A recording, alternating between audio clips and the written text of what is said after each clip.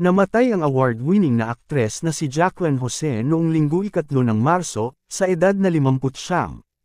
Nalulungkot kaming ipaalam sa lahat ang hindi napapanahong pagpanaw ni Miss Jacqueline Jose. Ibabahagi ang higit pang mga detalye sa sandaling available na ang mga ito. Ang mga pamilyang Gok at Eigenman ay humihiling sa lahat na manalangin para sa walang hanggang pahinga ni Miss Jacqueline Jose at para sa kanila na payagan ang paggalang at pagkapribado na magdalamhati sa kanyang pagpanaw, at maglakbay sa mahihirap na panahon na ito, ang pahayag. Isa si Raver Cruz na nagdadalamhati. Naalala ng aktor ang iconic actress sa pamamagitan ng pag-post ng larawan nila. Sa larawan, marahan niyang niyakap ang biteranang aktres. Nag-post din siya ng 3 broken heart emojis para ipakita ang kanyang naramdaman sa pagpanaw ni Jacqueline Jose.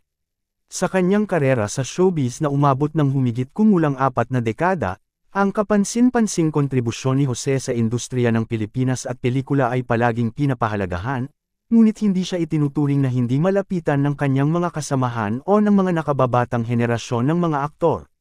Sinabi ni Jose sa isang panayam noong 11 ng Hulyo para sa Deadly Love, isang serye para sa isang streaming platform, na ang kanyang pangunahing layunin ay maihatid ang mga eksena sa abot ng kanyang makakaya sa pamamagitan ng pagtiyak na walang awkwardness sa pagitan siya at ang kanyang mga kasamahan.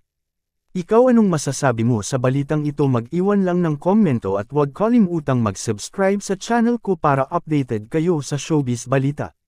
Thank you for watching.